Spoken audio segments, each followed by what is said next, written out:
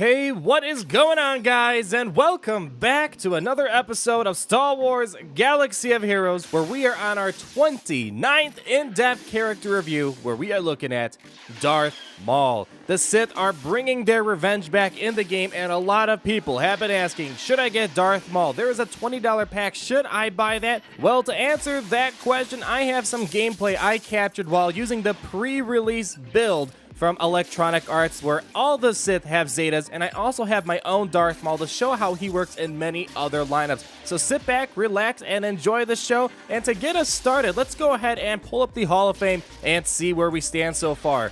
In our last review, we looked at Grand Moff Tarkin, and we placed him as a Padawan. Where is Darth Maul going to fall? We haven't seen him in so many months that all of a sudden, after his mini rework he is absolutely insane, and someone you might want to consider adding to your inventory. Before talking too much about Star Wars Galaxy of Heroes, let's talk about Darth Maul's history in the Star Wars universe. Darth Maul was born on the planet of Dathomir, and at a very young age, Darth Sidious saw Darth Maul's potential and took him under his wing as an apprentice.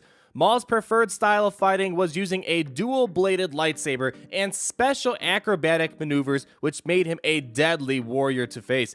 Through a series of moments of playing cat and mouse, Maul finally had the opportunity to duel Qui-Gon Jinn and the young Kenobi to the death. The epic battle ended with Maul defeating Qui-Gon Jinn, but Kenobi continued to fight for his master and ultimately chopped Maul in half, sending him down the reactor shaft. And not to spoil too much, but I highly recommend you watch the Clone Wars and Star Wars Rebels to learn more about what happens with this story later on. In Star Wars Galaxy of Heroes, we continue to see Maul's rage and hatred against Jedi, as well as his ability to hide in the shadow so he can come back and surprise his enemies with deadly attacks. Now we start talking about Star Wars Galaxy of Heroes, the very first thing you need to know is how do you unlock this character. For the longest time, Darth Maul was exclusive to the Chromium Pact, and he still can be found there. In more modern times, you can find Darth Maul in a limited edition Sith pack. For $20, you will get 80 shards of Darth Maul and some gear to get him bumped up a little bit, and this is something our conversation will be revolving around to help you figure out if you should buy this pack or not. If you are taking the free-to-play route, you can actually find him in the guild and fleet shipments as of this past November, where in each shipment you at times may find 5 shards for 400 currency, and he is a much harder farm, mainly because you might not see him all the time and he just shows up here and there, but you should be able to at least get 5 shards of him in either of those shipments per day, and if you want to do the math, it's going to take you about 66 days to 7-star him, assuming you can get 5 shards each day, and best case scenario, you might be able to get 10 shards of him a day, making it a 33-day journey before he hits 7 stars, but this could be a lot longer due to the random nature of both of those shipments. It is now time to go ahead and look at Darth Maul's stats before mods and abilities are considered, and this data now includes all the new Siths such as Darth Nihilus, Sith Trooper, and Sith Assassin, so you have the most up-to-date information in this video. And we start off with the pros. First off, Darth Maul has a killer AoE. He is number 2 for AoE, with the average amount of damage being 2,915. Maul nearly doubles that, and he does 5,436, and yet again, this does not consider stats and abilities, and this really does get amplified in the long run. We'll talk about that in a second. Continuing on Darth Maul's pain train, we look at basic damage, where he is number 11. Average amount of damage is 4,338, and Darth Maul is 5,598. So yet again, the kit really does some crazy stuff to this, and I just gotta talk about that soon. And continuing on this pain train yet again, number 45 in maximum damage. Average amount of maximum damage is 5,531, and Darth Maul's maximum damage is 5,598. So numerically speaking, this is getting more towards the very end of the spectrum for pros. And the last thing we gotta talk about, which really ties into all this offensive stuff, is armor penetration. He is number 15 in armor penetration, with the average being 52. Darth Maul is 89, meaning he is going to try to get more damage on those big, heavy armor characters like Five, Sun Fac, and General Kenobi. If you may have noticed, the pros consist of pretty much all of the offensive things in the game, which is great. The bad thing is he is average at nothing, and pretty much all of the cons are all defensive-based things. And we start off by looking at speed, and ouch. he is number 101 in speed, very low on the spectrum.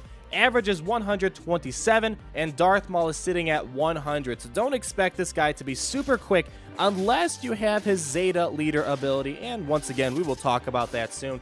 Next is potency, and very low, super low. What's going on here? Number 106. He is the bottom of the spectrum. That's crazy. The average is 31%, but Maul is at 0% with Jin and Kenobi. But just wait, I promise, there's more to this. We'll talk about this soon.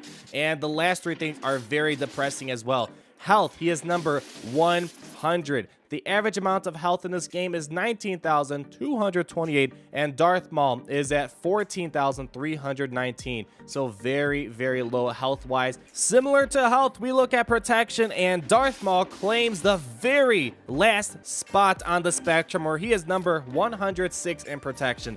The average amount of protection in this game is 19,772, and Darth Maul is nearly 10,000 below that at 10,696, so very painful protection-wise. And to tie everything up in a bow, number 69 in armor.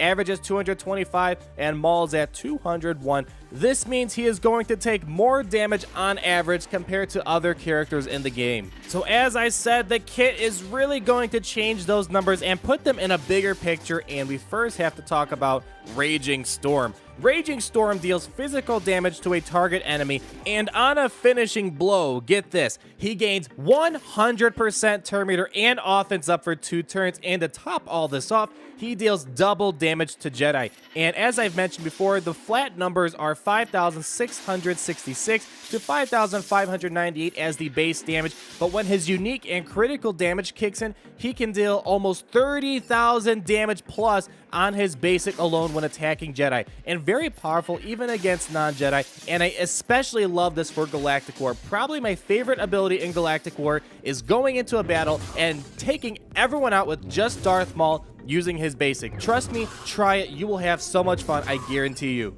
This next ability got a lot of loving when the developers looked at his kit again, and it's called Whirling Blades. It deals physical damage to all enemies and inflicts daze for 2 turns on all enemies. This attack deals double damage to Jedi. The base damage is 4,920 to 5,436. This ability is just even more insane than the first one. At times, this can deal 40,000 damage per enemy if they are a Jedi, and Daze is just a super powerful mechanic that shuts down many teams by preventing bonus turn meter, prevents counterattacks, and prevents assists. And almost every team nowadays has some aspect of all that I just mentioned, and applying this to everyone is even more deadly. So yet again, a very powerful AoE that does big damage and applies a very deadly debuff. Time to talk about his Zeta leader ability, and there's plenty of gameplay in this video showing this. All Sith allies under Dancing Shadows gain 20% evasion, 20% turn meter, and stealth for 1 turn at the start of each encounter. And they gain these bonuses anytime they are critically hit or they evade an attack. The list keeps on going by saying that they can't be critically hit while stealth, and they gain advantage for 2 turns whenever stealth expires. The stealth and turn meter from this ability also ignores taunting allies. So a really strong counter to teams that are focused on critical damage like Phasma's new Zeta, as well as other rebels and droids who focus on critical damage. The turn meter bonus at the beginning of the game is really important to get your days off really early, to get your debuffs out quickly, like Darth Sidious can open up the game by applying Expose to everyone. When modded correctly, you can have most of your Sith go first, a very top contending leader in Arena. This is also very Sith-like because they'll hide in the shadows, and then when they show up, they get advantage and they strike their opponents with some deadly damage, and then they go back in hiding in the shadows, and they keep doing this over and over again. And in one of my videos that I did with Mobile Gamer, I called this Whack-A-Mole because it's just very hard to single down on a character without them going into stealth. This Zeta leader ability forces you to jump around from Sith to Sith, which gives them more time to heal themselves, makes them drain a lot of time out of you, you, and overall they come back and do more damage, and then you try to go back and they evade or they get stealth. It's very difficult to just knock them down once and for all. So overall, a very solid leader ability, and if you have Zeta mats and Sith, and even without Sith, it's actually a very good leader ability when paired in the right situation. Lastly, we have Power of Hatred, and Darth Maul gains 20% max health, gains health equal to 10% of the damage he deals, and here comes the potency fix. He gains potency equal to 0.3% of his max health. So although the numbers don't show it, he gets roughly 43% potency at the very minimum before you consider leader abilities and mods, and is perfectly sufficient in Arena. He has some more to his unique here because whenever an enemy is defeated, Darth Maul gains bonuses for the rest of the encounter. The first enemy defeated, he gains 25 critical chance. Second enemy defeated, he gains 25% evasion. Stack that on top of his Zeta leader ability. Holy cow, good luck touching him. Lastly, on the third enemy being defeated, he gains 25% max health regeneration anytime he attacks. And if you stack that on top of Darth Nihilus' lead, he is going to be gaining so much health left and right. So who needs a healer when you got all that good stuff running for you? We have one more objective thing to talk about, and that is the gear requirements. In terms of raid gear, he is going to need 3 pieces to get all the way to gear 11, and all 3 of those pieces are the Mark 5 fusion furnaces, and the average is 3 pieces, so he is pretty much right on average here. Gold gear is next, and kind of like raid gear, he needs 3 Mark 8 biotech implants. Good news is at least he only needs 1 biotech implant to get from gear 10 to gear 11. The next big thing on the list is purple gear, and he's above average in this category. The average amount of purple gear is 1,119 pieces, and Darth Maul needs 1,245 pieces, putting him at number 33 in purple gear requirements. And the most popular purple pieces you're going to need are Mark 3 stun cuffs. He will need roughly 250 pieces of those, and Mark 6 hypo syringes, where he also needs 250 pieces. So just between stun cuffs and Mark 6 hypo syringes, that is almost half of your purple gear requirements.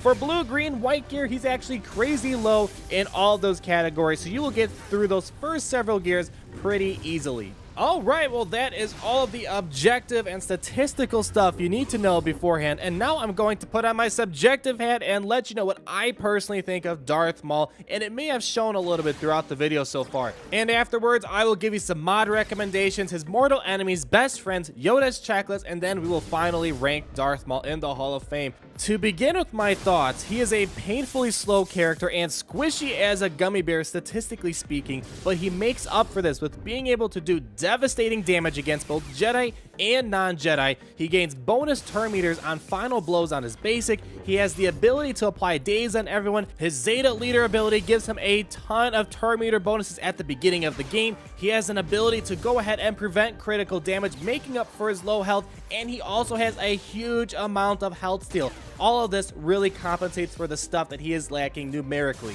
Ever since Daze became a mechanic in the game, he has been in nearly every mortal enemies list I have made ever since he got Daze. He shuts down counter teams like I'm a Gun Die, Fives, Aayla Secura, Sun Fact, and prevents bonus turn meter, which Palpatine and Stormtrooper Han or Rex could give off. Daze is just such a powerful mechanic, and I still argue it is the second deadliest debuff, and Darth Maul fortunately can apply to every single enemy on the field. His Zeta leader ability is arguably one of the best in the game, and it brings a lot of life to the Sith. The opportunity to gain huge turn meter boosts at the very beginning and any time they evade means that Sith characters can open the gates with a ton of debuffs and huge damage. As I mentioned before, there's the whole whack-a-mole analogy where you can't single down on a single Sith, and it makes it very difficult for your opponents to kind of adapt to all this back and forth action. And since he got these changes, he also works in many different lineups outside of Sith, because of the Daze application and the huge damage makes him a bit more flexible, so by no means he has to stay in an all Sith team. With Sith getting more popular because of their reworks as well as Darth Nihilus, you need to know who Darth Maul's mortal enemies are, because I guarantee you I can foresee him being a lot more popular in the future. Mainly characters that can apply buff immunity like B2 Super Battle Droid are really important to prevent his Zeta ability from being useful. Characters that can cleanse or give tenacity up are deadly against Maul because not being able to apply daze or allow the other Sith to apply their debuffs are pretty much knocks out half of his usefulness. So Rex, Yoda, Kenobi, Chirrut, Akbar are great counters. Shock from Palpatine and Dooku prevent all of the things pretty much that Darth Maul grants from his Zeta leader ability, so no stealth, no advantage, no turn meter bonuses, so also a very great counter. And ability block is also pretty important because Darth Maul heavily relies on whirling blades. Since he is a free-to-play character, there's a good chance you're going to unlock him one day and might be using him a lot, so you want to know who Darth Maul's best friends are. And of course, without saying much, all of the Sith are his best friends. He has a very strong relationship with each and every Sith in one way or another. Vader is great for more damage and turn meter removal. Palpatine is great for health regeneration, like Nihilus, where Maul can go ahead and absorb a ton of health. Cleansers are a friend of Darth Maul as well because you want to make sure he's not being slowed down, ability block, or shocked. Buff stripping characters are actually great to get tanks out of the way so Maul can choose characters who might be at the brink of defeat. Darth Maul also appreciates tanks because it's kind of a must since Darth Maul might not be the fastest, and because Darth Maul's pretty fragile, you want to try to defend him as much as possible. On the same line of thinking, if you're using Darth Maul, you need to know what mods to use, and if you're using Darth Maul in any lineup outside of a Nihilus lead, I recommend going with all critical damage and critical chance mods. The reason why I say that is because there are so many opportunities to get 30,000 plus hits on his basic, on his AoE, and it's mainly because critical damage mods are amplifying his unique and primary ability descriptions. In a Nihilus lead though, you want to focus more on offense or maybe speed mods since you will not be able to score critical hits under a Nihilus lead, so do keep that in mind. Primary and secondary mods kind of follow the same idea. Any team that does not have a Nihilus lead, use mods that amplifies critical damage, chance, protection, health, and even potency. But most importantly, speed is definitely a must for him since it's very, very low. With a Nihilus lead though, you might as well avoid critical chance and critical damage mods in their entirety and maybe focus more on protection, speed, health, potency. All those are probably going to be a lot more important under a Nihilus lead. Last thing we have is Yoda's do or do not checklist, and I'm just going to quickly go ahead and tell you if Darth Maul is viable in many aspects of the game. The first matter to talk about is Arena, and definitely do. Zeta ability is absolutely fantastic, and even outside of being a leader, he is also great. You may have seen gameplay of Darth Maul working great with Magma Trooper in Arena that I posted not too long ago. Galactic War, by far my favorite character in Galactic War. So many battles where Darth Maul will just use his basic and destroy everyone by himself, and there's plenty of footage of that in this video. Dark side battles definitely do. Really helps out having that daze and the powerful damage, and there are a lot of Jedi in dark side battles, so that is Darth Maul's bread and butter. Cantina battles also do, same reason, a lot of Jedi, daze comes in handy, big damage, what's to go wrong right there. Mod challenges do not, there are no Sith specific mod challenges, although you could use them for the generic health mod challenges. Ships definitely do. Although a very hard ship to get free to play, it took a long time for me to get him, but he is by far one of my favorite ships, and I'm going to talk about him later on in a different video. Rancor rate, it's really not there, so I will say do not. I mean, he could be helpful under a Darth Vader Zeta lead to remove turn meter, but he is not an absolute must and is kind of more of a third or fourth string character to use.